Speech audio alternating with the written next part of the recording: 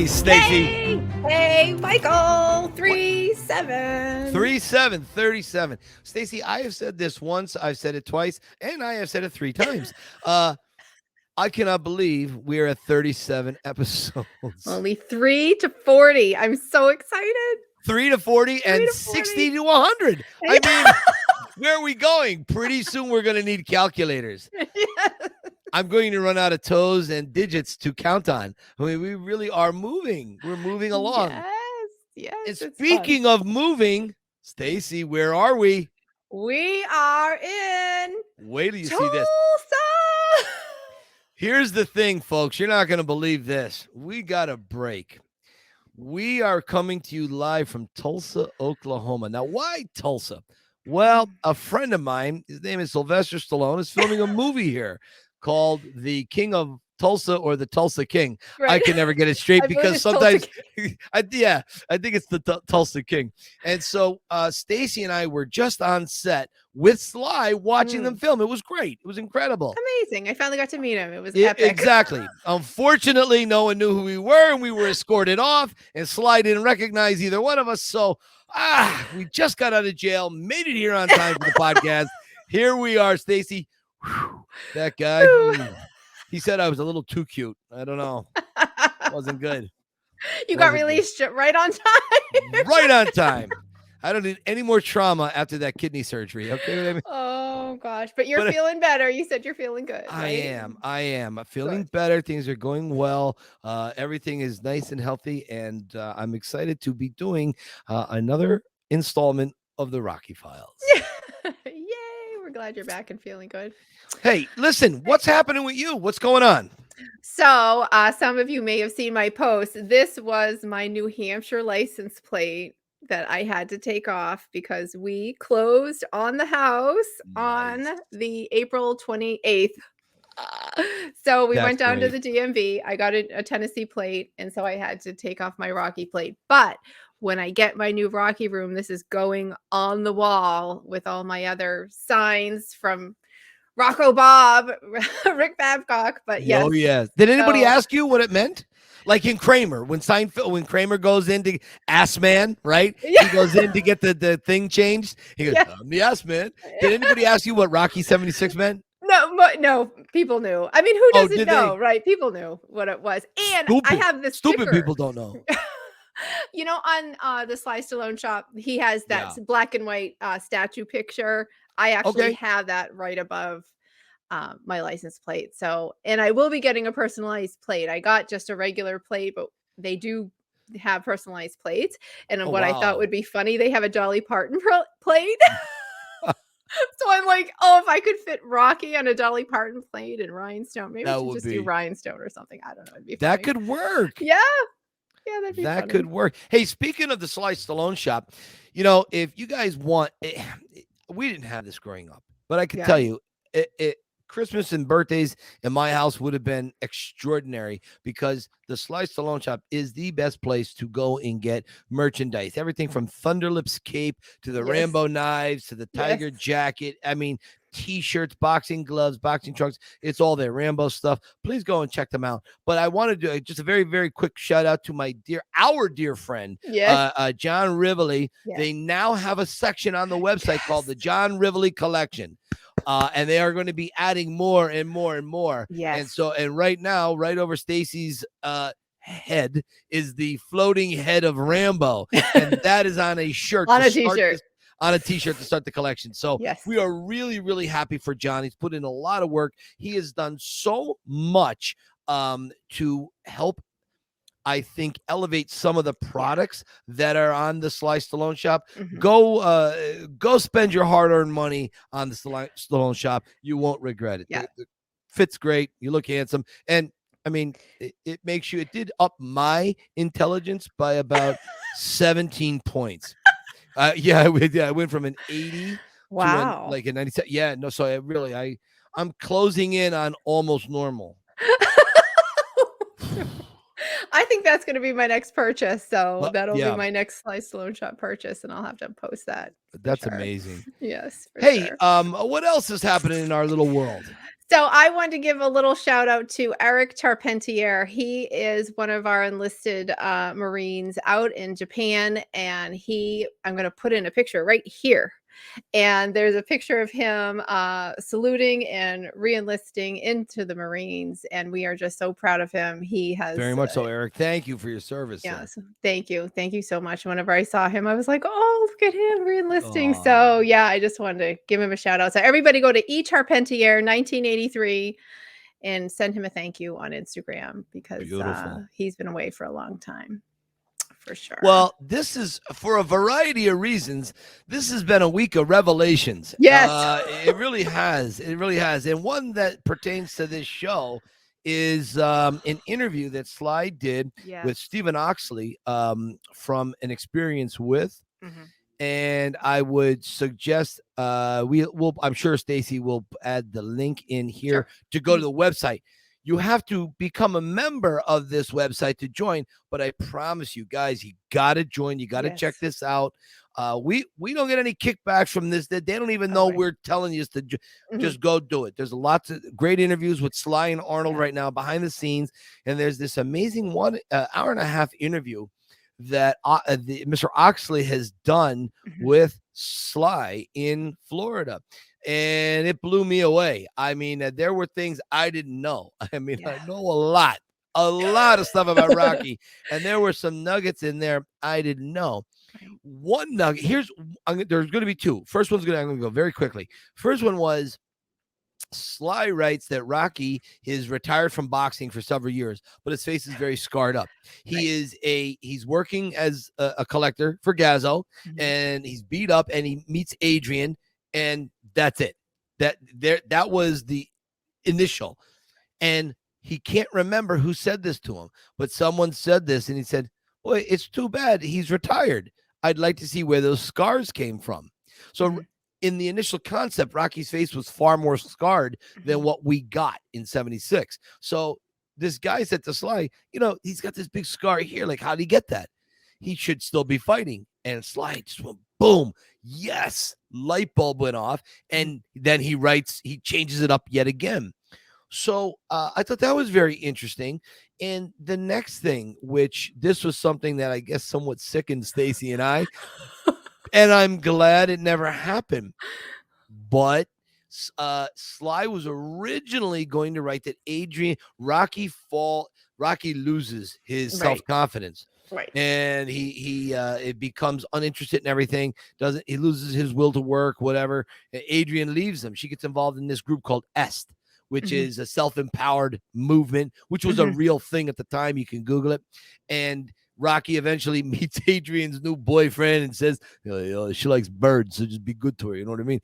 It's like, I was on the verge of tears when I heard that, because Rocky meeting Adrian's new boyfriend. Yes. Stacy, how did that affect you when you heard that? Nails on a chalkboard. I was like, you saw my post. I'm like, I want to put my fingers in my ears. Like, I am not hearing this right now. I know. Yeah. I did not know that. I was stunned. I just can't even. So it wouldn't be the same. No. There would be no Rocky Files. Right. Exactly. Now, to make matters worse, Sly takes that script and he goes to Avildsen. And Avildsen says, it's okay. It's not bad, but man, I don't want to do that. He goes, let's do this. Well, Avildsen's idea was to make Rocky an alcoholic. He's going to go on the Johnny Carson show, the Tonight Show. He was going to show up drunk and make a fool of himself. He was going to become a drug addict. He was going to lose it all and just kind of be a bad guy, but he just lost all discipline.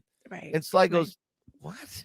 Yeah. That's horrible. No. No. He goes, I understand that does happen to many celebrities / sports stars, but it doesn't have to happen to Rocky. Maybe Rocky can right the ship, before it lists too far over. Maybe Rocky can right it. So in a way, we saw a version of that. Only Adrian never left Rocky's side. No. Never left him. No. And Stacy, you and I were talking a little bit just before we got here. There was the whole women's movement, empowerment, which I really am behind this movement. Sure. Some things I don't understand. Like, I had this argument with my mother and father one time. We were watching the Super Bowl, and something came up about a female football player playing against men. She actually went out, and I thought she had to be psychotic. I didn't understand that. I don't agree with that. Because how can, in my mind, I'm seeing a 110-pound woman up against a 340-pound defensive lineman. I know. I agree. Yeah. Even though I disagree with that, if that is the woman's chosen choice or purpose, I say go. I wouldn't stand in the way. Sure. My personal feeling is I wouldn't want that, but I wouldn't stand in the way. Right. And my mother was like, "Oh, well, Michael, who are you to say she can't?" I said, "No, Mom, I'm not saying she can't do it. I'm saying I don't understand it." So right. I'm really am behind everything. Stacy, I don't know that Adrian was the bra burning voice we wanted. Right. I think the silent victory goes to Adrian in this story. And she is the power behind the man. Yes, Rocky did the fight and he holds the belt up. Adrian did and all that. Okay. And so he gets the surface glory, but everyone knows underneath it's the power of the woman, which is true in my life when it comes to, especially when it comes to this Rocky stuff and how Sue has been so dedicated and loyal and amazing. What did you think about that?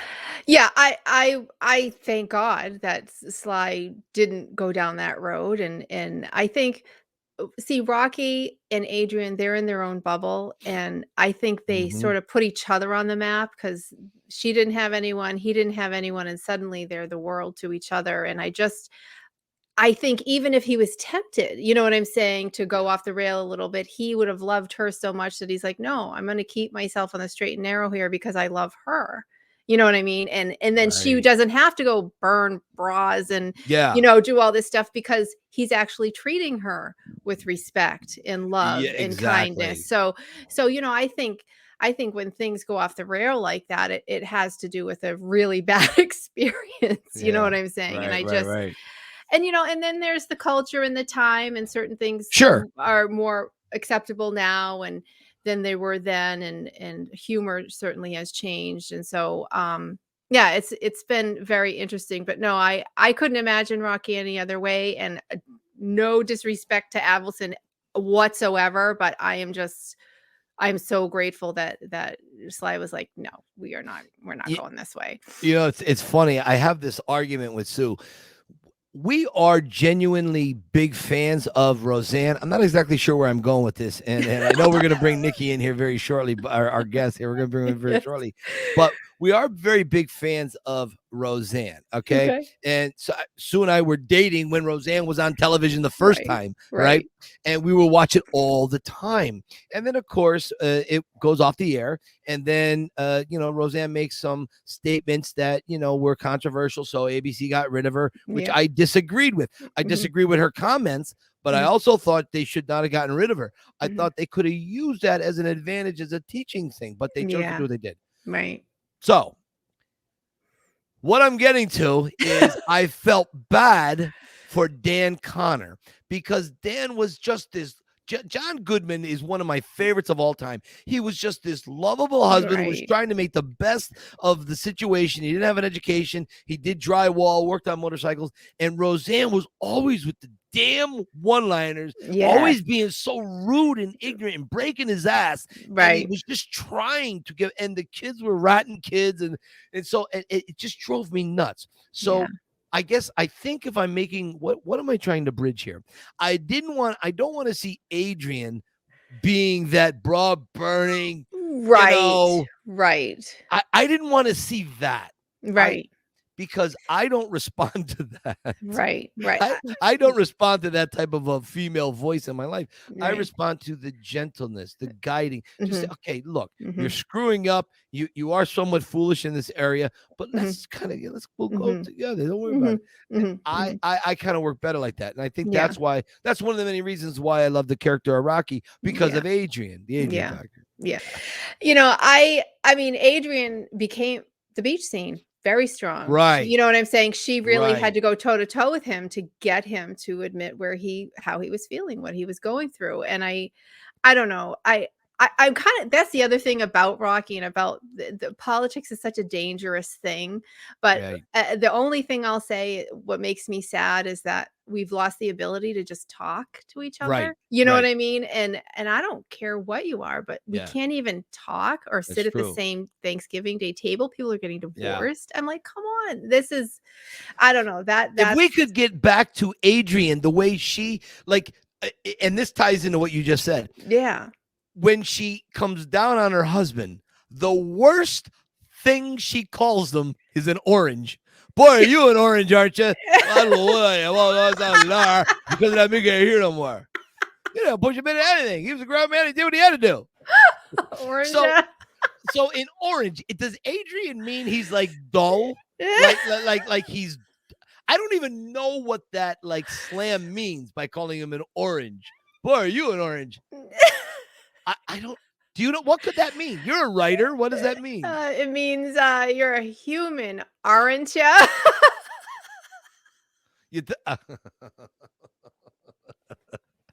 Knock knock. Who's there? Oh. Banana. Knock knock. Who's there? Banana. Knock knock. Who's there? Banana. Knock knock. Who's there? Orange. Orange who? Orange. You glad I didn't say banana again? Remember that old when we were kids? All right. Yes. I'm going off on a tangent. Nobody cares about my stupid jokes. Stacy, we have a guest this week. Yes, we do. Would you just talk a little bit about this guy? Is Yes. our guest in the green room?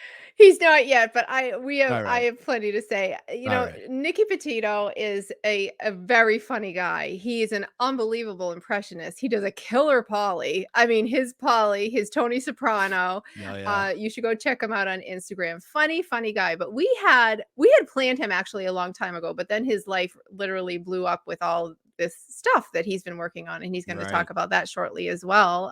He's gotten on some shows here that are very impressive, but our conversation was about his childhood, which I'm not going to go into. I'm going to let him touch upon it, but he went through some very serious things and losses as a very young man. And so I asked him, I'm like, why do you love Rocky? And he says to me, because it helped me grieve. And I was like, that's what? I was like, that's not the usual answer. And so then he got into why that was. Wow. And just, he had to capture the Rocky spirit of fighting and rising up very, very young. And so I was very impressed with him. It was a very different kind of conversation. So, Nikki Petito, we're just gonna put it on pause here just for a little bit. We're gonna wait for him. I'm gonna check on him. We'll be right back, and he'll be here. Paulie keeps asking me for a job all the time, but you don't know nothing about fighting. Are you gonna say anything to him? What's there to say? I just don't know what he wants from me. I don't want nothing from you. I don't want nothing from you. This ain't no charity case. Get out of my house. It's not just your house. You're no friend no more. Get out of my house, I just said. Don't talk to him like that. Both of you get out of my house. Yo. It's cold outside, Paulie.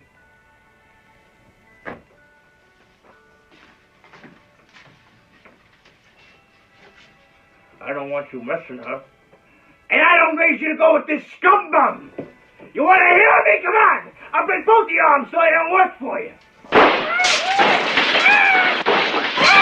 You want to know what I think of Gazzo? Pew! That's what I think of Gazzo. Now you have big shot fight on your way up. You don't even throw a crumb to your friend Paulie. When I go and get your meat every morning, if that wasn't enough, I give you my sister too. Only a pig would say that. I'm a pig.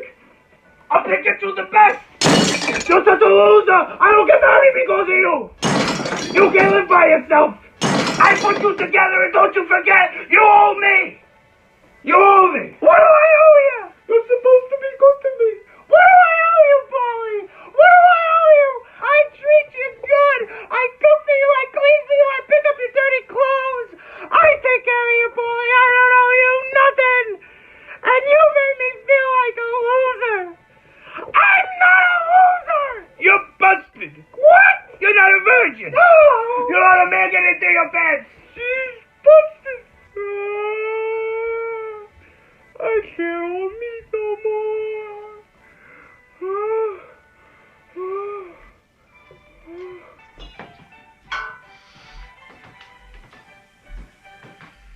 All right, Stacy, listen, Nikki's made it here. I mean, He made it. We have to we should preface this by saying the gentleman that we have on this show right now, as Stacy was saying, he's in high demand. This guy knows places, he knows people in high places, and he knows the kind of people that you really want to be nice to if you bump in on the subway. You don't ever want to be rude, and you definitely don't want to owe him any money. Stacy, could you have one of our assistants go down and grab Nikki, have him run down the hallway here in Tulsa, Oklahoma? Hang on.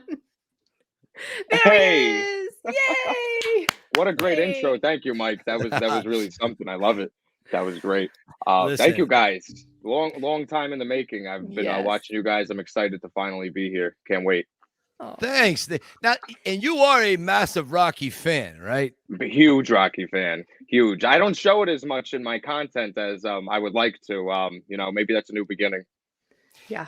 Well, Stacy and I were just talking, and she's going to take over here in like a second. Yeah, we were just talking about some of we just literally played your clip. So everybody has seen the clip where you do Paulie and Adrian and Rocky and Christmas night when I don't want nothing from you. That was so much fun to shoot. And that's probably my favorite scene from Rocky and why I did that scene in particular. And I wanted to ask you that. Why that scene? Why that meant something? So I always was able to relate to that scene, even as a kid. Just for the holidays come along and sometimes we have emotions that we just can't control. And it's very hard to express those emotions. And you don't really see that in film or cinema too often done accurately.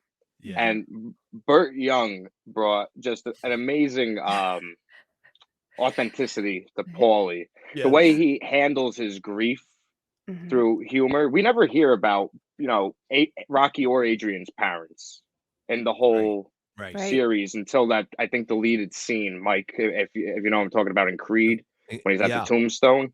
That's really about it. He mentions his father briefly, and we see the picture in the beginning of the first Rocky film when he's in the mirror.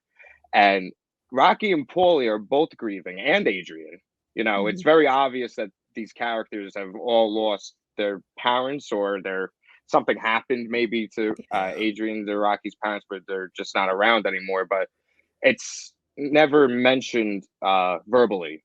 It's only felt, which is it's so hard to write things like that. To write about grief. Which is something I'm currently doing with several things that I've been writing, and to show grief without words and just through the emotion of acting without saying anything is the whole beginning of Rocky. We see his life, we see his apartment, and what his history and what he's gone through has led to him. He's this quiet character that's just looking for something. He can't find what it is. And then he finally, starts finding it. And he's more quiet. As to Paulie, he just drinks, goes all out. And, he handles the grief humorously in the last Rocky movie. I was just watching the clip before I came on because I wanted to mention this. When Rocky's going around with Adrian, not with Adrian, but he's seeing the ghost of Adrian when he goes to the house, the ice rink, and Paulie's just going, ice is stupid. People standing on ice are more stupid. When we're grieving, we tend to say the most ridiculous things, like something like that, just to change the subject because we don't want to think about it. And Rocky sees the good times with Adrian, and Paulie sees the bad, so he doesn't want to think about it. And then Rocky says to Paulie, "She always loved you." So his emotion changes, and he apologizes for looking at it in that way. But it just goes to show. You bring it. You're so right, Nick. I really agree with that. There's only so what you said about the deleted scene in Creed, where he's talking to Adrian. How his father told him the whole grudges and all of that, and then on his deathbed said, "No. There's one other scene in Balboa, which was a deleted scene where Rocky is in the man door on the sidewalk unloading with steps. Yes. Steps. Yes. And of course, he talks about, hey, my old lady, she took off on the arches. In other words, when Rocky was 15 years old, she left. And a lot of people don't know that, that's the scene, Rocky's mother and Gazzo's father married each other, and Gazzo was Rocky's stepbrother. So that's why Rocky was always around. That was his only family, but the producers, of course, took that out. Getting to what you're saying, I think you nailed it with the grief. Stacy, what do you think? Yeah. And as I said in your intro, I ask everybody, why do you love Rocky so much? And you had said to me, well, it helped me process grief, which isn't a usual answer. And so then that got us onto what you went through as a young man. And I certainly want to get into all the fun and the amazing things you're doing with your life now. But I think it's really important for our listeners to appreciate how far your journey's been, from such a young man to now, if you want to talk about that. Thank you, Stacy. Very, very kind for you to say all that. So yeah, I mean, basically, I lost my father at a young age. I was 4 when he passed. I don't want to get into how he passed. Basically, it was an accident of some sort that happened. But he was a roofer and a boxer, part-time. And he actually once knocked out a prize fighter for, selling drugs to kids in the alleyway. So my mom, I always loved hearing that Go story. Dad. Growing up, thank you. Go Dad, Yeah.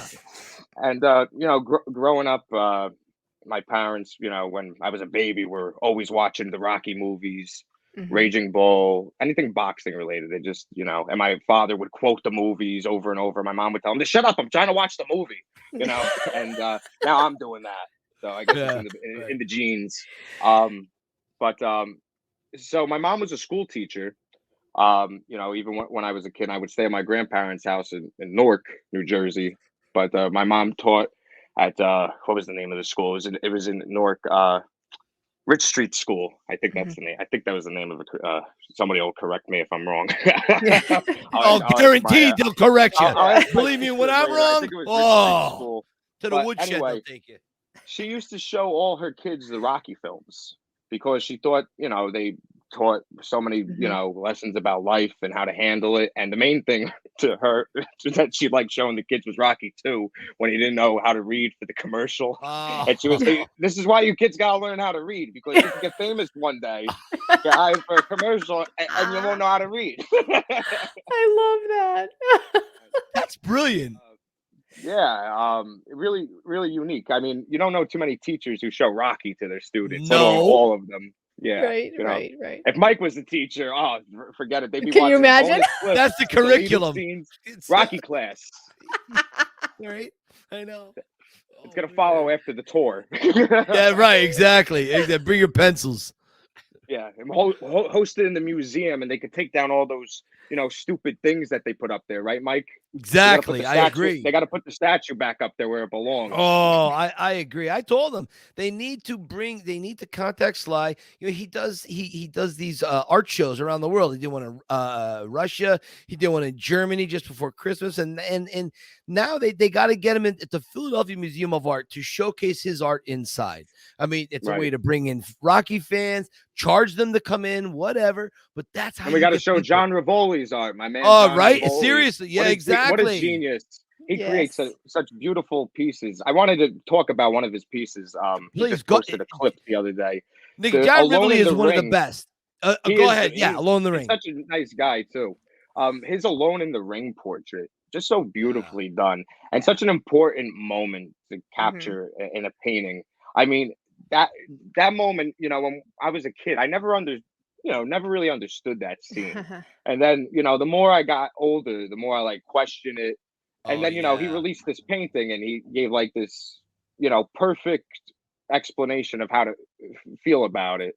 He has no shot at the end of the day, or the odds are against him, but he knows that at the end of the day, he's just got to be standing there on his own 2 feet. And, the only one that's going to believe in him is himself.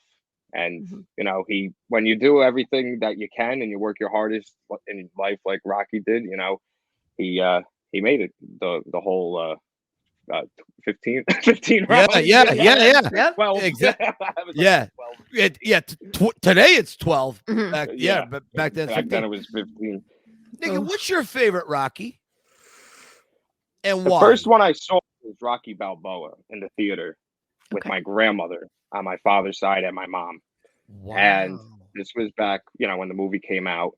And I remember, like, I didn't see any of the other films, but I remember watching this character and just watching the whole beginning of Rocky with Rocky Balboa, excuse me, where he's grieving about Adrian.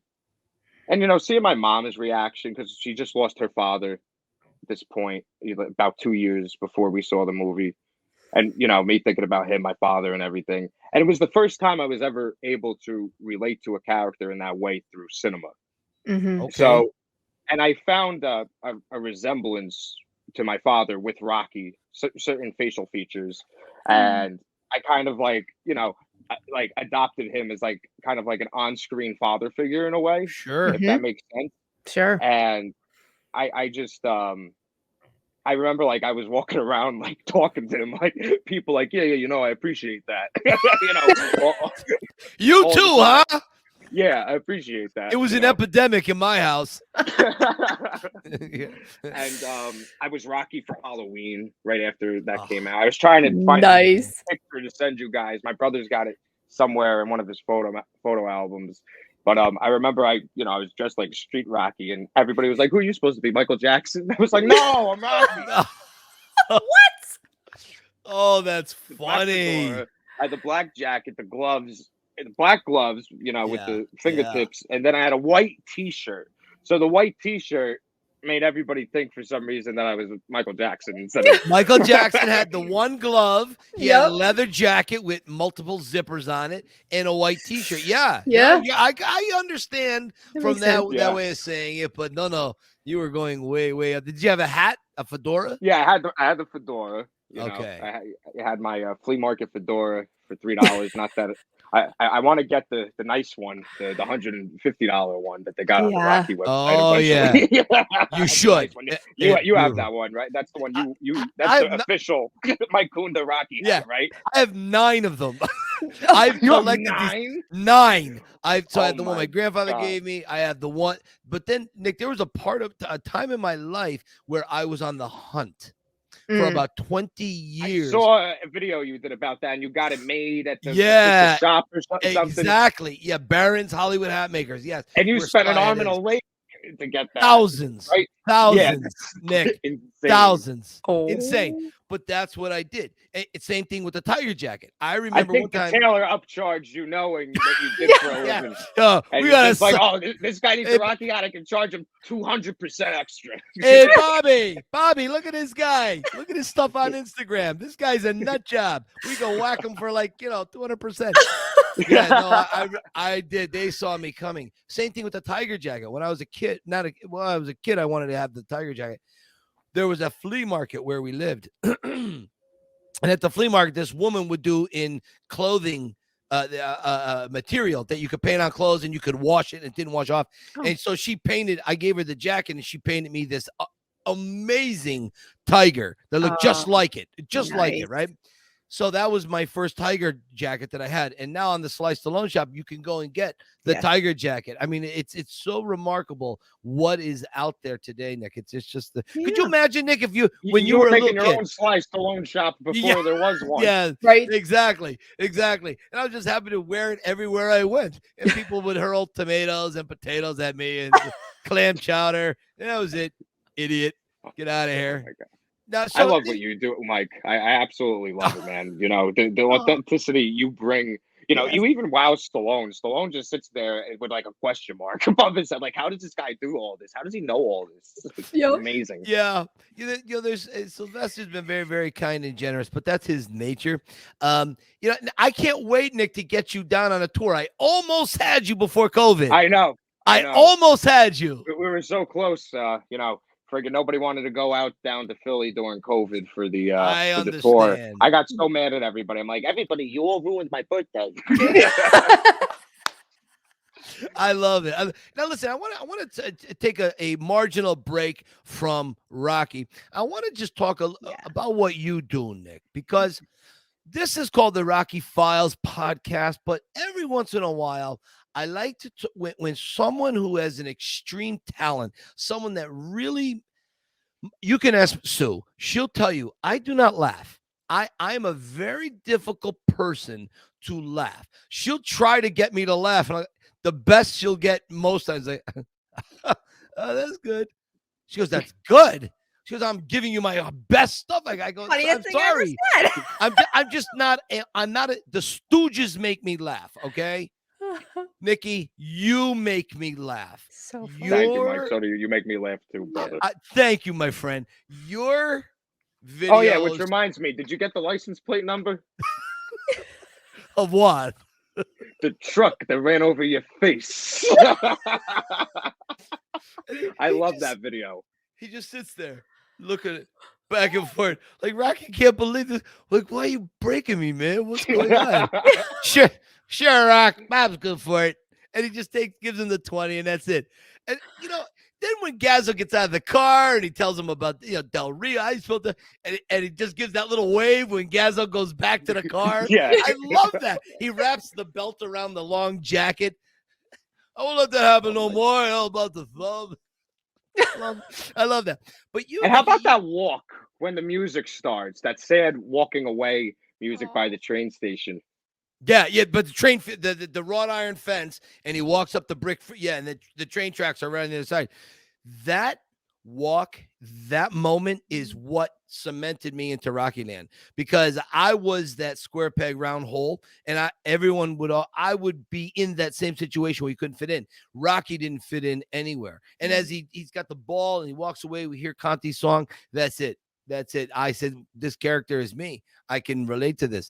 Nikki, what you do, I think, is so valuable. I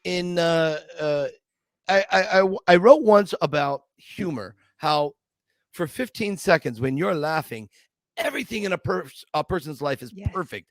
There is no negativity. You could be going through cancer. You could lose the love of your life. But when you're laughing in those 7 or 10, 15 seconds, everything is okay. What you give the planet, Nick, is your skill, your life experience, the sum total of your life experience.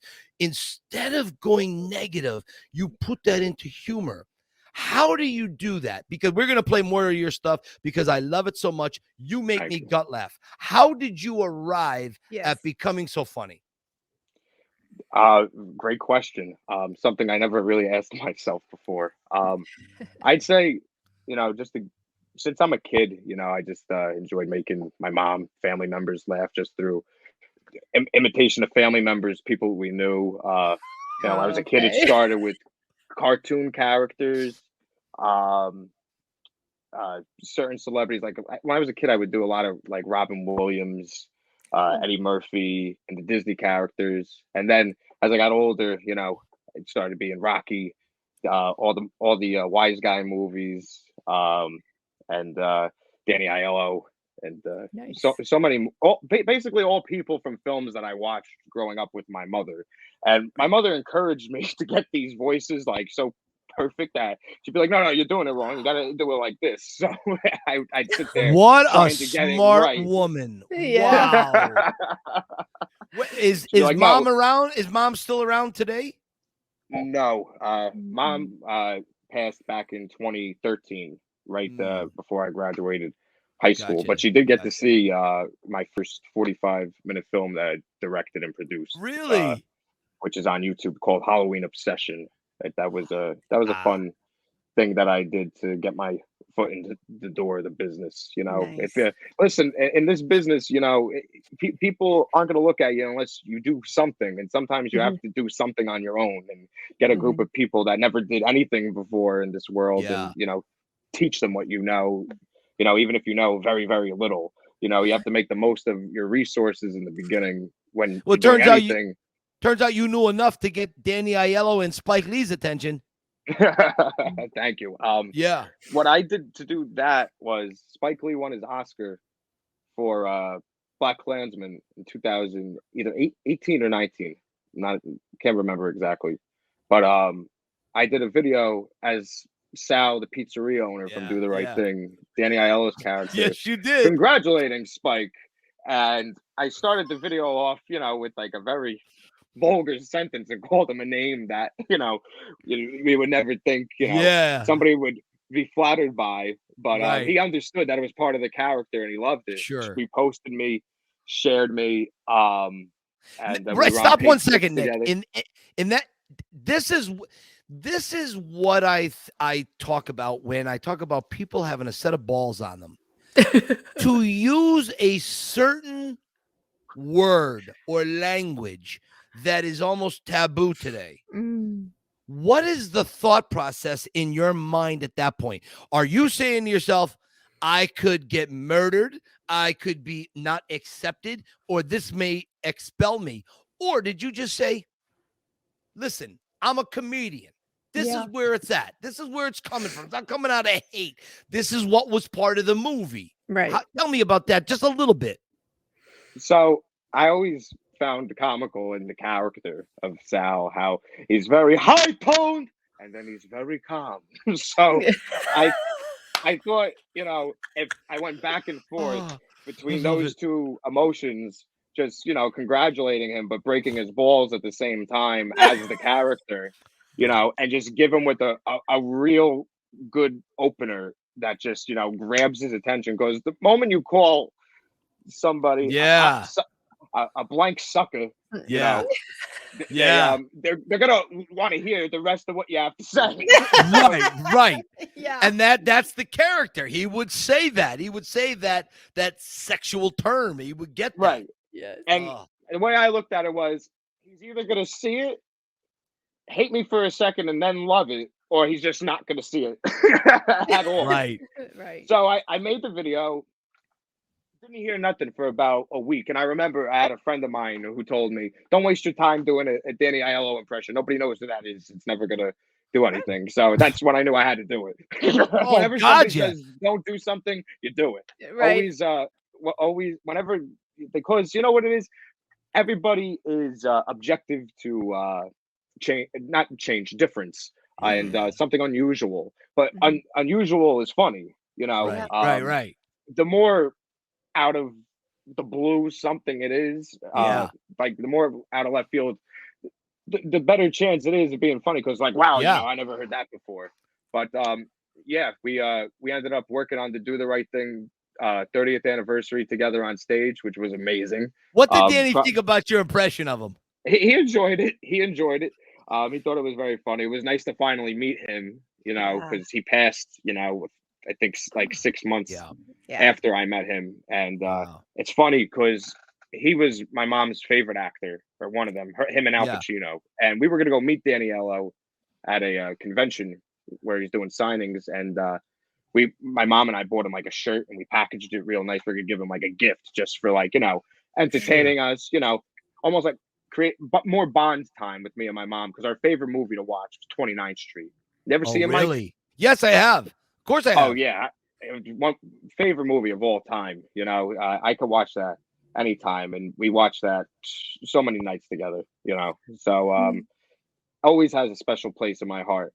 But he ended up not going to the convention because that was when Danny Aiello III passed. So my mom never got to meet him. But, for me to end up doing that with Spike Lee on stage and meeting Danny Aiello that day, I felt my mom with me. Yeah, of course. That day, it was just like, wow, I never really thought this could happen, because I remember I saw he did a block party. And he did really? He did the 25th anniversary block party. I was like, one day, if he ever does the 30th, it would be cool if I would play Sal or something. And then sure enough, one day out of the blue, I'm sitting home doing nothing. I'm like what's going on with this career of mine? Nothing. I get a call, and it's like, Nick, it's Spike Lee, and I think it's a joke. Yeah. Yeah. Right. And he's like, "What are you doing June 30th?" I was like, "Nothing. Why? What's going on?"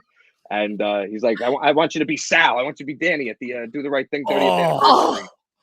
And I want you to do a scene from the movie with me. So it's like, all right, cool. We'll do, he's like, what scene you want to do? I was like, when he's in front of the store, and with my bare hands, I'm trying not to curse on here, with my bare freaking hands, that's all he would say. I love how in Rocky, there's no F words. Everything's just freaking this and freaking that. It's great. It just shows we don't really need the vulgarity. I'm guilty of it probably more than We're most all people guilty. We're all guilty. Videos. You want to hear? You know what? Soprano.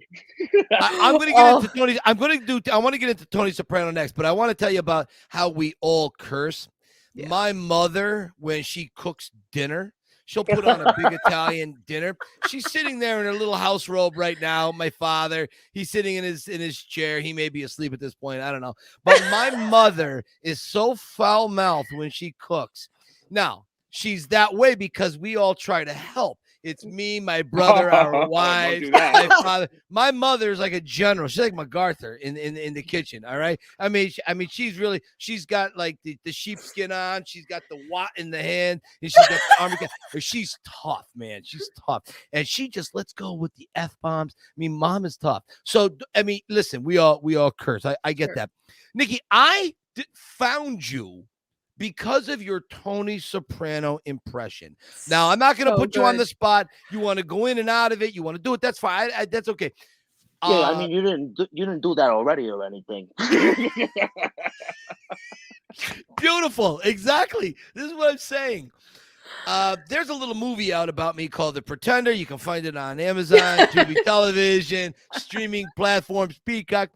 But the director, Jim Toscano, reached out to you, and you did a fun little who's this guy, Mike Kunda, with the Pretender. Check it out. It was so great. We got such great returns on that. People love that. How did you get connected with Tony Soprano? Because, my friend, you nailed that character, but you captured the essence of it. What you do with Tony Soprano, I thought, is how I would do Rocky. Yeah. You're not 6'2", 6'3", a massive bear of a man. You don't have to be that. You bring to life the heart of the character. Why Tony Soprano? How did it start? Growing up, I would always do the voice here and it. And, it developed over the years. When I was doing it, probably started out more like this, and that was just like from me not watching the show, just from hearing his voice in a video game. I remember there was this line, he was doing like a voiceover, and I saw him in the voiceover studio going, "What the hell's the matter with you? Stealing purses from old ladies." And I just kept on saying that like all the time to my one friend. And he kept on making me say that to people. Like, he's like, "Oh, this is Nikki. Say it to them." I'm like, "Say what? You're stealing purses from..." I'm like, "I don't want to say that to them." And everywhere I go, like, people are just like they make me drop what I'm doing to do impressions for somebody. I'm like, I'm trying to relax. Right. I mean? I'll be like eating dinner, and somebody will be like, "Oh, Nick, this is my friend Tony. Why don't you give him a little take it easy. I'm trying to eat my dinner right now. Go sit over there. I'll call you when I'm ready." Yes. Nikki, do you run into the same thing that I run into? Every once in a while, people come up to you and want, just like you said, but you're not on. You're not in the zone. All the time. You got to be into it. You got to be into the moment. My Tony will sound horrible at times. Like, people ask me to do it. Like, I had like 3 or 4 beers at the bar. I'd be like, I'm trying to get my Uber to get home right now. Can you leave me? That's great. Well, however I'm like feeling. Like, if I'm like annoyed by somebody, I'll just put that into the character. And just like, that's great. Like, it's time to get away from me. In case you don't get it. And but the reason why the character came so easily to me over time is because once I started watching the show, right, I had a security job. I think Mike, one of his 1,000 jobs I know was security, right, Mike? Oh yeah. So yeah, I started watching The Sopranos on a portable DVD player at my job. Because there's nothing else to do when you do security. You just sit there all day in a $12 suit. So I started watching all of them. And I noticed, my uncle and Tony Soprano have very similar mannerisms and kind of like attitudes. So I started doing, videos as my uncle, and then it started sounding more and more like Tony Soprano, that it developed more into that. And my uncle is from Newark, New Jersey, kind of like There same, you go. size type of guy, Yep. same age, so he's kind of like the real Tony Soprano in my mind, my uncle. So that's kind of how that came about, and I also live in the same neighborhood as Tony Soprano. I live in Ironbound, in Newark, New Neat. Jersey, which is where he lives in the flashbacks in the show. Right. I see. I could go literally 12 hours with you just on the Sopranos. I know you're a massive Sopranos guy. I know you did Soprano Com and all that. I know. I got friends that met you that took my tour. We have a mutual friends that took the tour, and I think they were even talking to you on the phone or something right before they came to take the tour or something. Anyways, if this wasn't called the Rocky Files, I swear to God, Nick, I would talk to you for 12 hours. I'm so Sopranos now. I was like, oh, finally. I bet you are. Rocky related. I bet you are. And something we that's are. not. Yeah, you're not right. Like a negative stereotype for Italians. Exactly. Yeah, exactly. And I wanted to bring up a point. Please. I don't know if anybody ever thought about this. What if Italians didn't have Rocky? I thought. Can you imagine with the history of cinema? We have so many negative portrayals, just like don't get me wrong, I love the mob movies and everything. Sure. But I mean, outside of the mob movies, we have Rocky, Moonstruck, The Karate Kid, and Green Book. And I love Green Book and love The Karate Kid, love Moonstruck. But it's like I feel like we need more Italian-esque films, that aren't all mob related. I mean, yeah, we have Gazzo and Rocky, but he's like, he's more of a loan shark that just borrows money than an official mobster. Yeah, right. He just breaks thumbs. That's nothing. I love that. I swear to God. He's not an all Italian mob because I think his driver, I want to say he's Irish. The character. Right, yeah, buddy. Exactly. So he's definitely not a full made guy. No, totally agreed. And that's the thing with the Sopranos. Like Sue and I will be, putzing around the house doing this or that, and we'll put the TV on, and the Sopranos will be on in the background. And the problem with the Sopranos is the problem I have with Rocky. If I'm walking by, I'm dusting, running the vacuum or whatever, and you see a great scene at the Bada Bing or whatever, and you're like, oh, wait, this is a good scene. I'm just going to sit here and watch this for a minute. Next thing you know, 9 hours has gone by, nothing got dusted, and we've just had a Soprano-a-thon all day. Rocky, same thing happened to me with Rocky. I was going to put on the Blu-ray before, and I was going to watch the whole beginning, and then I just said, I'll just go on YouTube and do it, and then I'm just watching clips from every single one, you go on, and then like Mike, I'll end up going through all these interviews behind the scenes, looking for new stuff. Sometimes I'll watch this show. Sure. Sometimes I'll watch just Mike in general. Sometimes I listen to John Rivoli, and then I'll go on Sly's page. Sly just posted his interview the other day from 76. I reposted it for 77. Excuse me, and I forgot exactly what it was about, but if you remember, Mike, refresh me. But it was just really powerful what he was talking about. John sent that to him, and it was about, I know there were several clips of it that he was talking. He had that orange strip on his black sweater. He was sitting there with the thick, longer hair and talking about how Rocky is part of everyone, and trying and achieving all that. Yeah, and it's so brilliant. Nikki, let me ask you this: what's your thoughts on a Rocky prequel where it would take place in maybe the 60s or the late 50s, early 60s versus a Rocky, technically Rocky 7, where Rocky goes back to Kensington to clean up the fentanyl? What's your thoughts on both of those? Well, I live in Newark, New Jersey. And you get it. I get it. And you go to Penn Station and New Jersey. Nobody talks about Penn Station, New Jersey. They just talk about New York. And nobody talks about the city of Newark. And if you can't walk around the city of Newark at night without being offered something, you know what I mean? And they sell the drugs right in front of the cops, right in front of Penn Station. And the cops don't do anything about it.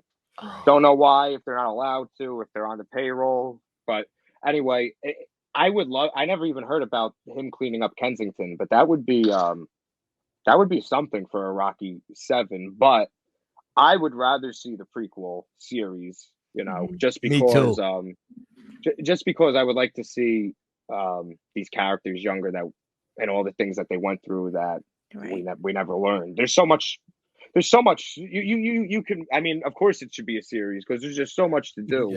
Yeah. How old is he supposed to be? I never realized 15. in the first Rocky. So he would no in the first Rocky. Oh, in the 30. He's 30.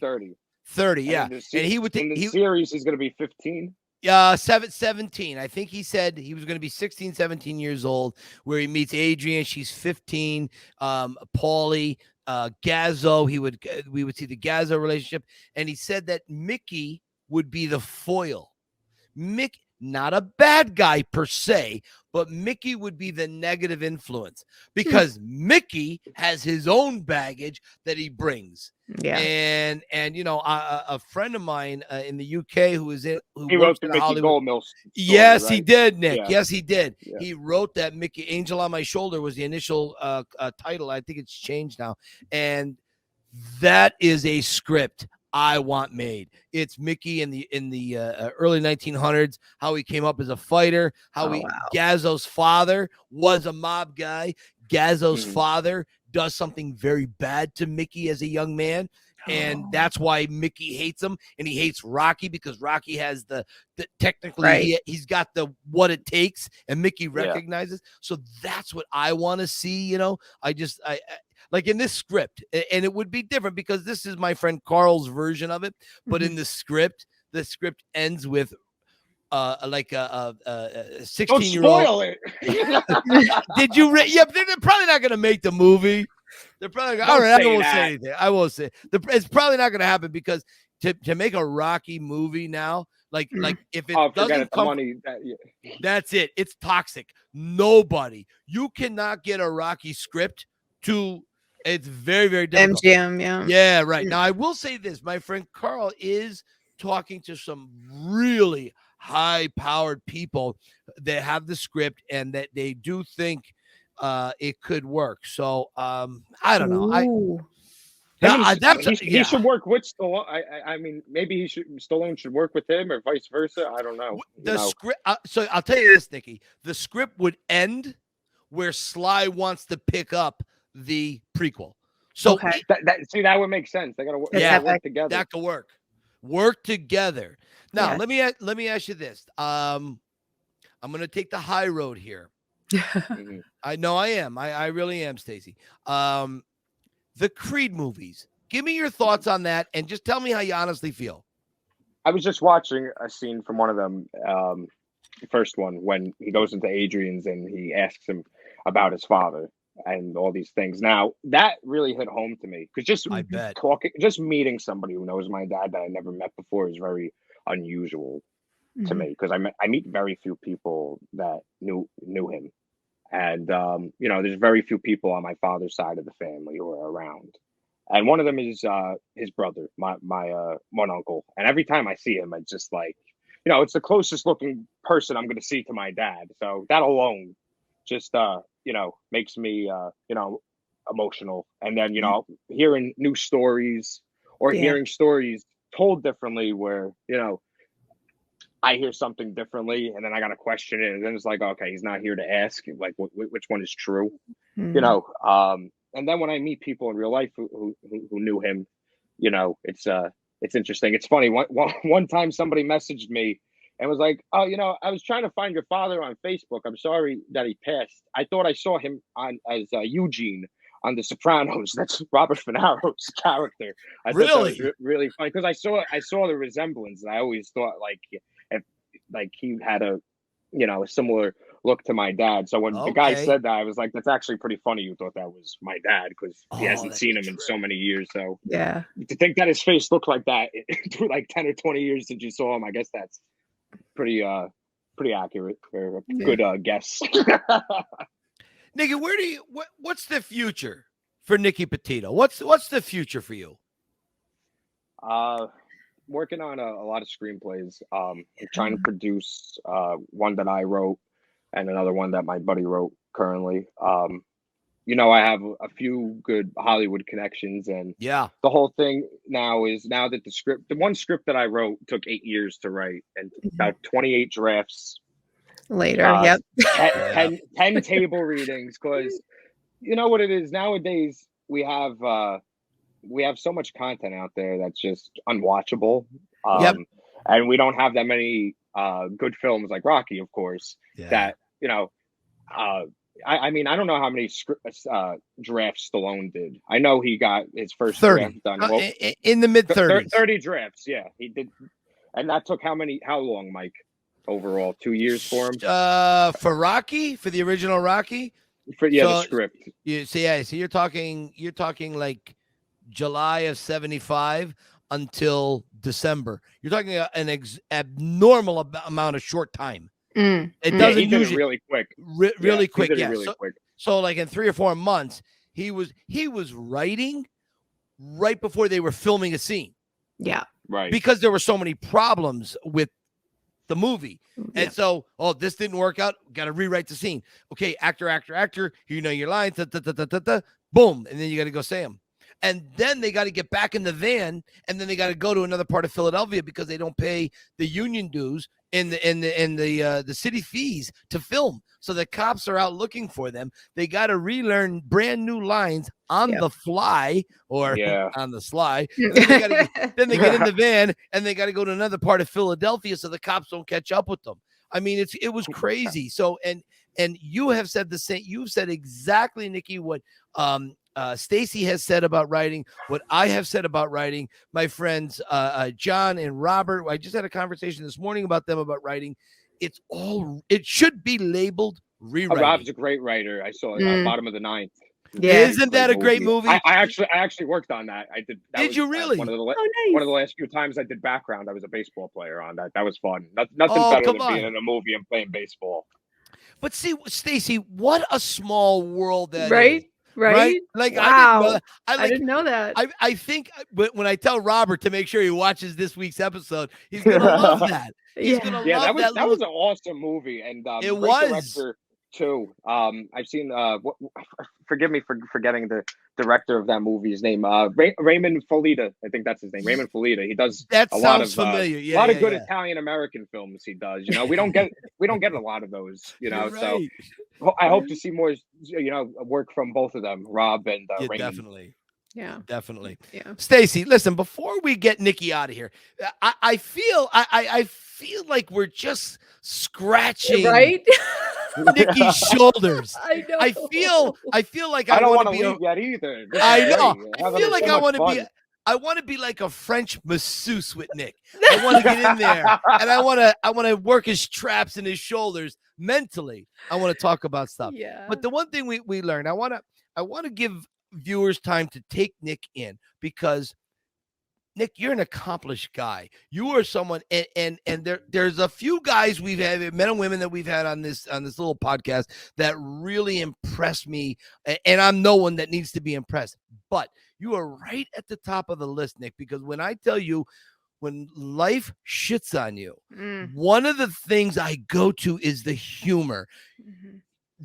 Nick, I don't know. I take it you're a very humble guy. That's how you strike me. Yeah. And I just want you to know. Well. Thanks, my friend. Your humor is really something that I look forward to. I go back and watch a lot of your videos. Yep. It's the one where you're driving the golf cart. You've got that maniacal look like Tony did. You've got that. And so whatever your plans are, please don't drop out. Keep going. Keep punching like Sly says. Never stop. Thank you. Yeah. Never stop, my man. Right, Stacy? Yeah. He is one of our favorite, best absolute guests, right, Stacy? Right. Easily. And I think, that's absolutely true. But what I love about your example is, you can have two people go through the exactly same thing, loss of a parent as a young person, and one will take your path and you know what I'm saying, and another they could never move beyond it, rise above it, and they they don't make much of themselves. And so I love your story because a lot of people have lost parents when they were young, and you've done such fun, productive good with your life. And it's just an example that you can be okay. You can heal, you can do your work. And that's why, like I said, when we first talked, I'm like, we got to get you on ASAP because people need to believe that they can feel better and then return to society with something fun and positive and good. And you do that. You have just the best page, and talk about belly laugh. I mean, I am forever like, I don't know. You're so visceral in your delivery. You know what I'm saying? Whoever your impression is, it's like from your guts. And I'm just like, this guy is in it 150%, whatever you're doing in your post. But before we got on, you mentioned you had some stuff with you, and I wanted to give you an opportunity to show off some of that stuff. Well, Mike probably has 6 of everything that I have.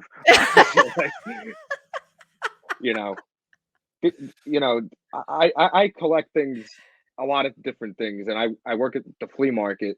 That's, I love working at the flea market. I buy things, I resell things, and I collect things. And Mike was talking about the flea market. We find things that we're not going to find online in the store. Right. Totally. This isn't from the flea market. This is actually paid for this autograph. This was cool. When I was about 14, 15 years old. This is trying to hold it up to the camera here. This is a signed photo from Milo Ventimiglia. Nice. I had him, very nice, humble guy. Yes, he is. Very humble guy. That way for and sure. Somebody I would love to work with one day. My buddy Jeremy Luke recently worked with him on This Is Us, and has nothing but good things to say about him. Oh wow! Nice. And I think they hang out pretty often, actually. But I had him, put in quotes, not about how hard you can hit, something short and sweet. Nice. Robert Jr. putting that out there in quotes. That's awesome. Such a great character, and an underrated one. Agreed.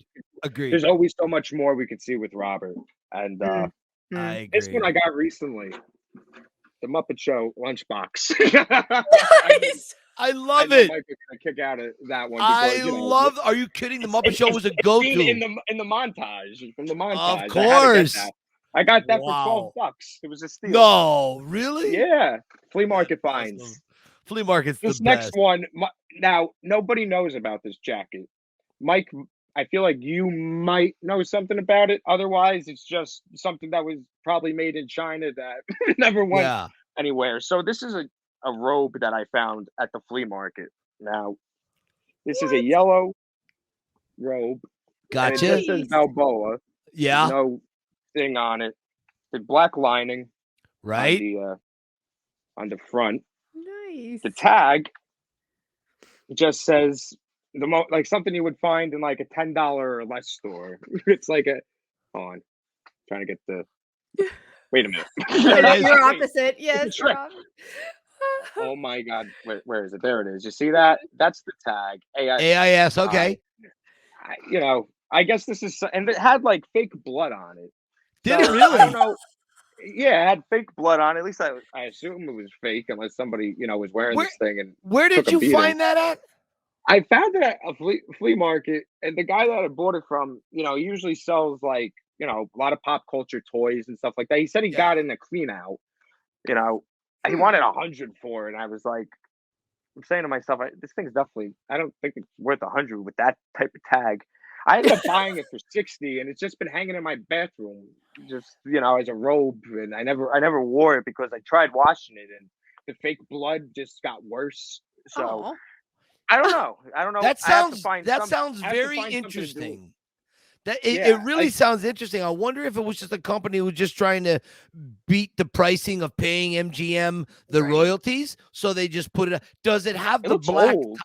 Yeah, does it? Does it have the tie? The black tie? It looks like it came out like when Rocky Balboa came out. Okay, like, it looks like it's from like 2006. Okay, or like 8, somewhere in that time frame. Oh, that's really awesome. He wore gold in the 6th one. No, he wore black and gold. Black with gold trim. Yeah, so maybe this was, I don't know, a prototype or something, or maybe I'm thinking maybe a fan did a skit and they got a custom. Maybe that could be. I'll never know. It's a mystery. But I figured I'd share that because you never. I love that. No, I've never seen one like that. And this was a shirt I was going to wear, and this is actually one of my favorite places to eat at. Yeah. And I went there recently. I was very upset with it, and I had to leave. After I waited 20 minutes for my, $30 hamburger, I said, "All right, they changed this place. It's not the same. I'm getting up. I'm leaving." Planet Hollywood Oh, with I love the it. boxing gloves, nice. the Rocky commemorative edition, and then on the back, Oh, That one of cool. Sly's paintings. Oh, Yeah, that's yeah. fantastic. The only thing is, I put it on in a rush one day, and now there's a little hole right there, right in there. Listen, So I got to sew it. That's what Rocky would have. He would have a little hole in the back of it. Right? He would. You're right. So true. You're right. He That's the would. way I got to look at it. The next I time would. see it. Are you kidding? This is a little Lego Rocky. Do you have one of these, Mike? No, I don't have the Legos. Oh, no, wait. No, You no, don't no, have no. one I of do. these? No. Wait. I do. I don't have it out because I'm Lego. I'm a little older. The Lego, when the whole Lego thing happened, I was just a little older. Somebody from the UK sent me a Lego Rocky, Adrian, and Gazzo. So I have it in the packaging. Lego, but I want to see. I got to see these. I got to see the Gazzo one. I do have a a friend post, who looks Mike. just like I Gazzo. will. I will dig for it and find it. Where did you get yours at? The flea market. There's a Lego guy at the flea market, and he sells these. And I was like, I gotta get one. He only had one. I was gonna buy a bunch of them. Oh, that's if there's more than one of something, I always gotta buy at least 2 or 3. You have to, like, when Jack Pacific came out with the Rocky figures. Oh my God! My Don't wife get me started on those. I'll tell you a story about those. Yeah, so go ahead. Tell me. I want to hear it. So one day I'm at the flea market, right? And the guy, got them that I know. He has them on the table, and he just finishes selling them to some like jerky collector or whatever. I was like, how much you selling these for? He's like, oh, he just bought all of them, $4 a piece. I'm like, $4 a piece? Are you kidding me? That's a gold mine. Do you know what these That's a things are gold worth?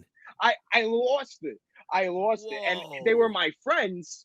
And he accidentally gave away the wrong box to sell because his friend was working for him at the flea market selling a bunch of stuff of his, and he accidentally gave him a wrong box. And the guy, without knowledge, just assumed they weren't worth anything. So we had them out for like, I don't know, $5 or $8. And the guy was like, oh, if I take them all, how much would you do? And sold them for $4. I was offering the guy, I'll give you double that for them. I told him I was trying everything. I was like, you're not a Rocky fan. You're a collector trying to make money. I'm a Rocky fan. I'm willing to pay you more for it.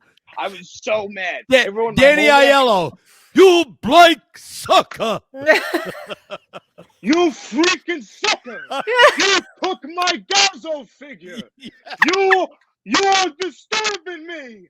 You are disturbing the Rocky Facebook group. Exactly. Awesome. Like I kept on calling people. Oh, you never guess what happened to me today. Oh, I was so mad about Oh. Heartbreaking. But what's it called? I hope one day, maybe I could work with Stallone. That'll be a lot better than having action figures of him. Yeah. Nick, I'm living proof. You just never know. 11 years old, I watched this movie. I fall in love with it in 1979, and now I'm friends with the guy. Yeah, exactly. It's stupid. You never know in this world. You never know in this world. Yeah. Stacy, before... Go ahead, buddy. Say really quick. I'm sorry. Yeah, man. When you were sitting there, your thought process of, what could happen when we get to the theater and all this stuff. I watched that entire episode. Yeah. That you did. My mind works the same exact way. Really? We come up with all these scenarios, and we try not to get our hopes up, and then at the end of the day, we got to accept whatever it is for what it is. But just the fact that we look at things the same way in that aspect. I just wanted to mention that real quick before we. You know what? Nick, thank you, because that is really, you said it perfectly. You have to accept whatever the end scenario is. Whatever it's going to be is going to be. Now, how do you handle that? There was what I think I told the story. I'm going to say it very, very quickly. On the set of Creed, my wife is sitting where Spider Rico sat in Balboa, eating the soup, reading the Bible. one of the owners, Alexa DiStefano, she's standing just in front of us.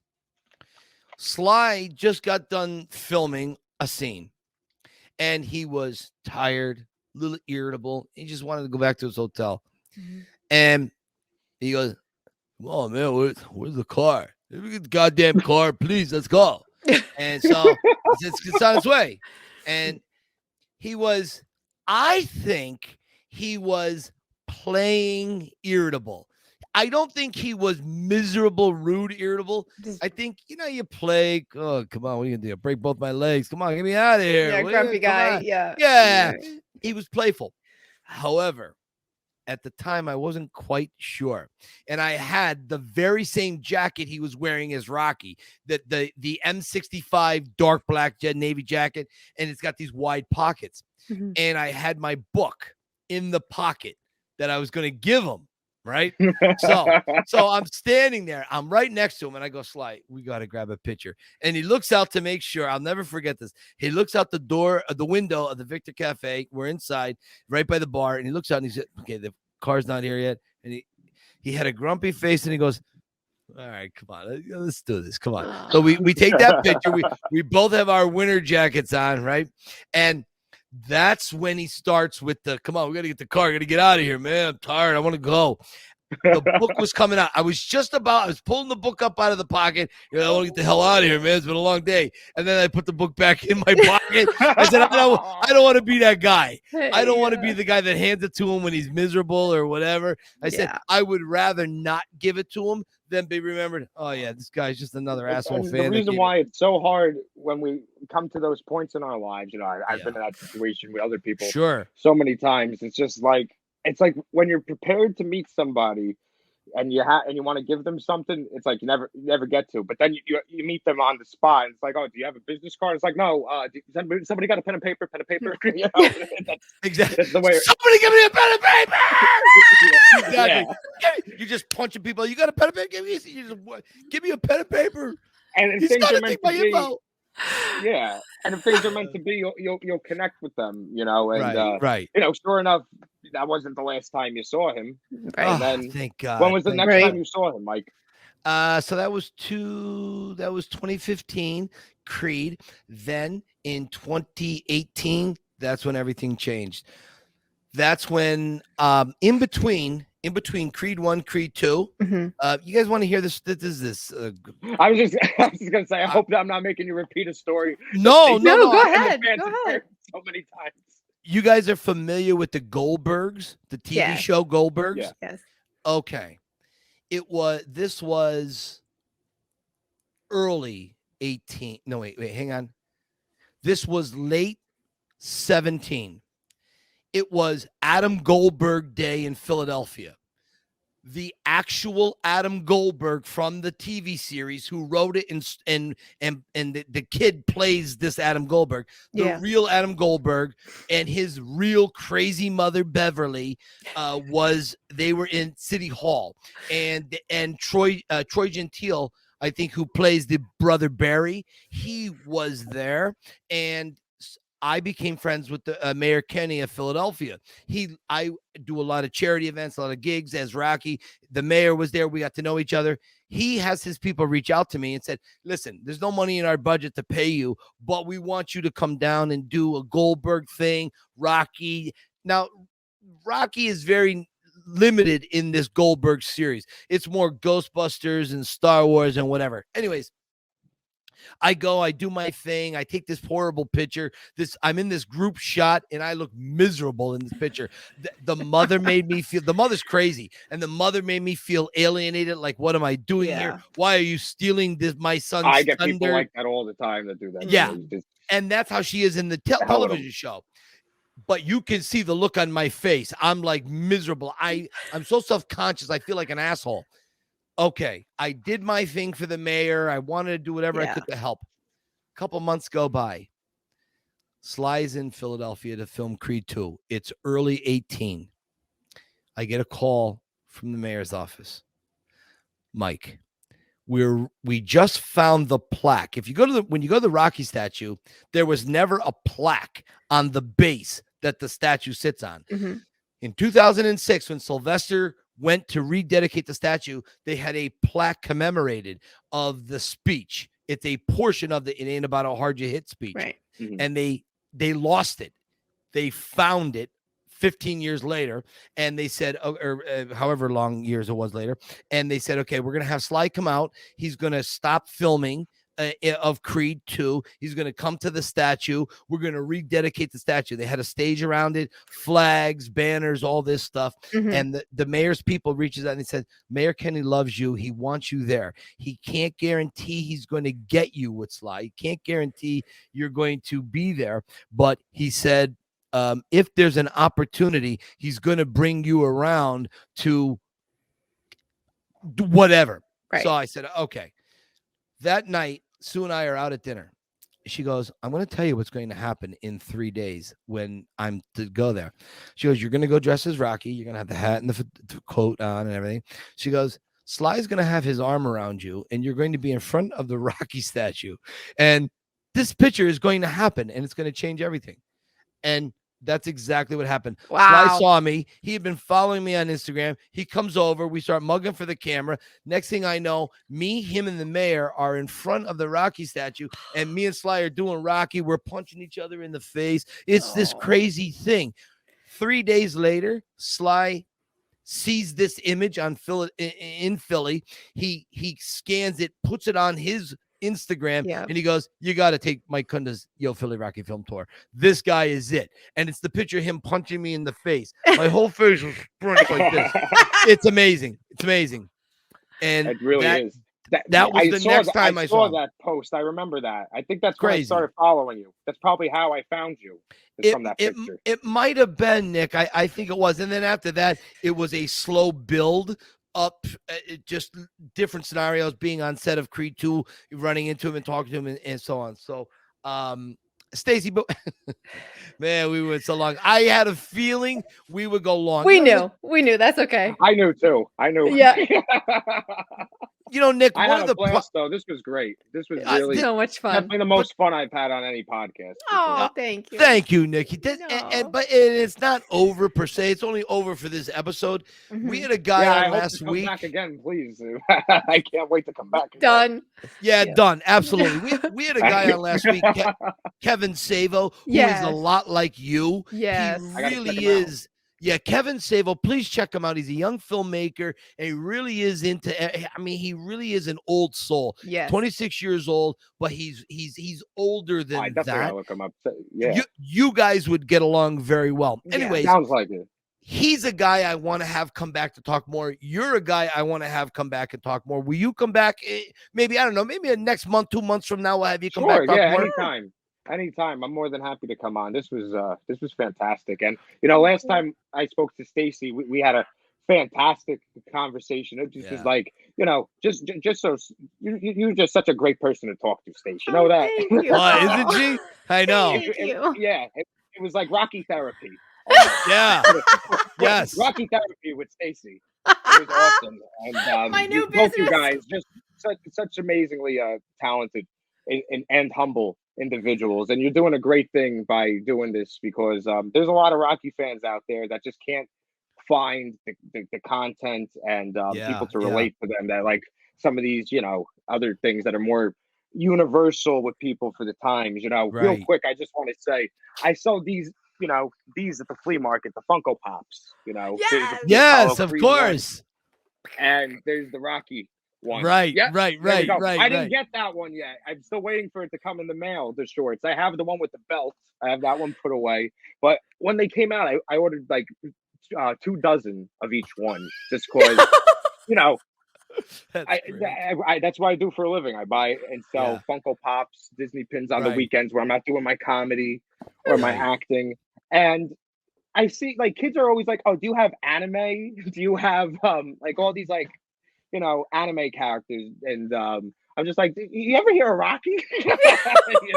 Right? Because like the kids today, they're not into classic cinema, which is I don't know. I find that to be a problem. I think we need to introduce film more Mhm. to our the younger generation coming in. They're Exactly. too involved on just TikTok. Yep. If it's not on Agreed. TikTok, they don't know what it is. If Kids it's can't not, even if watch it's a more than movie. 15 seconds, they're not Forget it. interested. Oh, Mhm. forget it. They're not Forget it. interested. Mhm. Stacy, I'm having a very difficult time ending this. I I don't want it know. to end, but I don't know. I keep interrupting. No, it's not that. No, Nick. The problem is we used to do this podcast for like 14 hours, and we found we only had 3 people 14 watching. hours. It was my parents and my brother. Okay, no one was watching. My wife wouldn't even watch. She goes, little No, one. since you started this, I've been watching pretty often. Oh, You know, I thank don't you. always watch it at the minute it Sure, comes sure. up, but when I have time, you know, there Yeah. was like one day I was sitting here for a couple hours just watching a bunch of stuff. So you we guys are try doing. to we try to bring it around an hour and 10 minutes, an hour Yeah. and 12, hour and 13. Just Yeah. you, we're like 1:30. Okay, Yep. so It's all good. Stacy, before we let Nikki get back to living life, any questions, anything you want to ask or say? I knew this was going to be a good one. I knew you were going to be a ton of fun, and I said that in our messaging back and forth. You said you were writing. I can't wait because you've been through what you've been through, and we all connect with Rocky. It's so simple. You know what I'm saying? It's a very simple story, but we all connect with it. It's such a human experience. So that's why whatever you're writing, and I know how hard it is to be disciplined, just I can't wait to read it. I can't wait to see and hear what it is, because it will be, I have no doubt it'll be similar in that very, very, I can't even think of the word, but visceral experience. And it doesn't have to be this big flashy 80s thing. It can be such a simple story, and I'm sure it's going to be very relatable. So yeah, keep us posted, because I want to know Absolutely what that is. And Yeah. and thank you for predicting all that. Yeah. And I hope it comes as good as you just made it out, and I think it will. Thank you. That really meant a lot, Yeah. Stacy. Oh, you're Thank very you. welcome. And the best is yet to come, guys. Oh, Good. that's for sure. Good, no doubt. Nick, I always close out with this last question, okay? Okay. And so, but I am going to ask you twice. Okay. The first time you can go, you can take it first, however, whatever character you want. You got 30 seconds in an elevator. Okay. You're Nikki. And then I'm going to ask this question again in a minute. You got 30 seconds in an elevator as Nikki Petito. What do you say to Sylvester Stallone? What happened to Rocky's parents? And not just what was said in the deleted scenes, but what happened to both Rocky's parents and Adrian's parents, and is that why they relate to each other so well? Oh, brilliant. Smart. Personal, right from your own life, inspired by. And here's that question. That is excellent. Perfect. Okay. The next one. I think I know where this is going. I know. Tony Soprano walks into an elevator and Sylvester Stallone is there. Now, I want you to take your time because we can edit it. We will edit. Right. If you need time to think, I don't want you to rush. No one will see the edited parts out. I'm going to ask the question one more time if Stacy needs to cut to it. If not, maybe we keep this in. Yeah. Nikki, what does Tony Soprano say if he's in an elevator with Sylvester Stallone for 30 seconds? You're pretty short, Sly.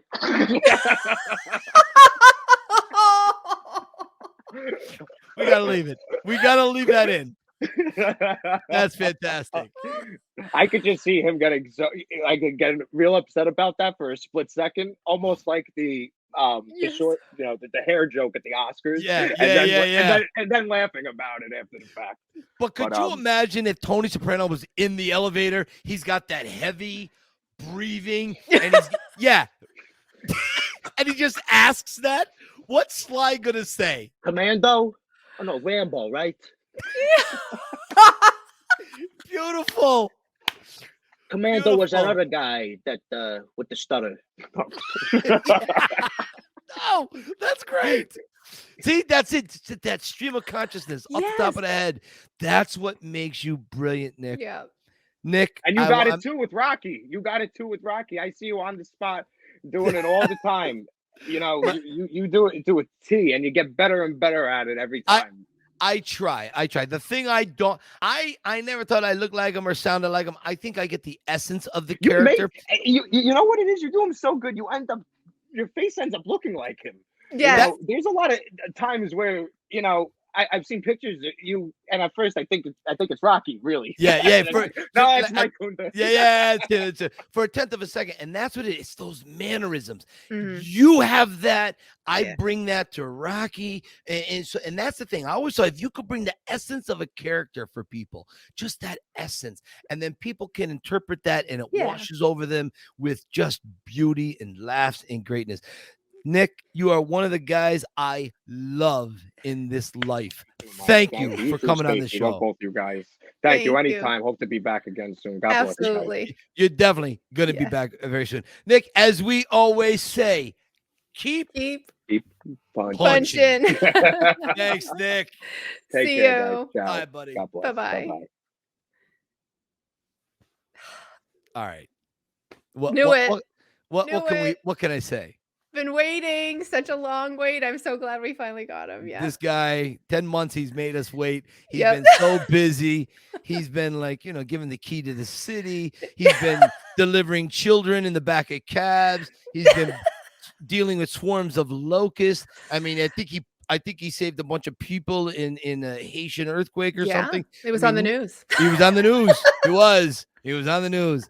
Nikki Petito, sir, I love you. I respect you. I admire you. Can't wait to talk to you again. Stacy, what did you think about our guest? Yeah, I so much respect for him, and I know I sound like a broken record, but I just admire people who have been through something so traumatic, and then they become and what he's become, and the outlook and what he still brings. You know what I'm saying? He brings laughter, and that is such a service to society, to all of us. We need to laugh right now. So I will say, if any of you need a good laugh, especially with this nutty world right now, his Instagram is a place to go. He's a very naturally funny guy. So and I know he's fun. And we're gonna put his links up.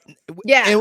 And when I say we are gonna put his links up, I mean Stacy is going to put his links up, because you all know I don't do much. I show up usually with a Jack and Coke, and I relax and enjoy myself. Stacy, she does the heavy lifting. I'm not saying that because I'm a nice guy, which I am. Stacy does the heavy lifting. She does the tech. No, it's just the truth, Stace. It's the truth. So anyways, listen, before we get out of here, I want to say a little something to this little my brother. My brother Jason is he just spent the weekend down here. We got some good brother time in, and I didn't realize that he was such a big fan of the Rocky Files. And he told me how his Tuesday nights he sits in his pub. He built this beautiful pub in his house, guys. I mean, it looks like an English pub, and I mean it's brilliant. Oh, cool. And I'm going to be there in a few weeks. I can't wait to come in and just relax and kick it with family. But it's nice because he had to grow up with all my mental deficiencies. So he knows me. He knows how off I am. And for him to put all that aside and to sit and watch all of our fun, goofy, silly, Rocky stuff, it means more to me, I think, than just about anything else. It really is quite sweet. So, brother, if you're sitting in the pub, I love you. I miss you. I'll be there soon. Oh, how sweet. I hope to meet them someday. I want to meet your parents and your family. Oh, they seem so fun. I love how tight you guys are. Yeah. Well, we are. Sue cannot wait to meet you. Seriously. She cannot wait to meet you. Sue, the stories that I'm going to be able to get from Sue. Oh, she's got them, man. That's going to be fun. It's legendary. So we're going to let that go.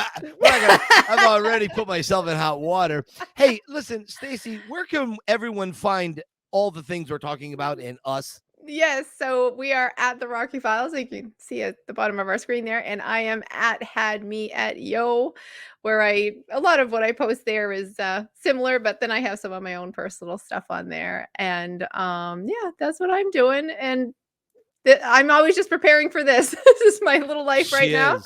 And then not next week, but the week after, we're thinking we're going to be taking a week off because of that is when the big move is happening to Tennessee. That's the big move. And listen, Yes. Stacy, I hear you have an amazing podcast room coming up. Oh, let me tell you. Is there something you could tease us with? A design concept, anything? So the desk is right in the middle of the room, and then there's like this shelving thing, a credenza type thing, and the purchases I'm going to be making soon that we can't tell. We can't tell my husband. Don't tell Kevin. But my wall over slow in time and financing is gonna be it's gonna be bigger than what we got going now. But yeah, it's a nice big room, and there's a lot of light, and you remember that light thing you told me to get? Or yeah. I want to get that. I'm gonna put this sign up. Kate got me the sign. I'm gonna put the sign over it. You got to do it. You got to do it on air. Maybe even behind you. Put the on air. It's like $12. I looked on Amazon. It's like $12. It's a little so thing. Funny. Put it in. It plugs right in. Hang it up. You can tuck the wire behind a painting or something. Yes, it's gonna be brilliant. Gonna do a reveal. It's gonna be so fun. I can't wait. I can't wait. So I can't wait. Well, what about you? How about me? Well, listen. People can find me right now. I'm headed over to the set. We're here in Tulsa, so I'm gonna head over to the set and see Sly. Say hey. I'm gonna bring him over a sandwich and Danish, and you can find me at the Yo Philly Rocky Film Tour on Instagram. You can find me on TikTok at TikTok Rocky, TICKTOK, TikTok Rocky. Not because I can't spell TikTok, but because TICK was already taken. TIK was already taken. TikTok Rocky was already taken. So I had to go another way. So TikTok Rocky at what is it? What's the platform? TikTok Rocky at not Instagram. What is it? I can't even remember. TikTok Rocky on TikTok. Guys, I've got to get out of here. I can't take it yet. No, seriously. I got to go. This has been one of our best podcasts yet. Stacy, thank you for allowing me to be nuts. We like you just that way. Jazz hands. Jazz hands on the way out, everybody. Jazz hands. And keep punching. Bye. Keep punching.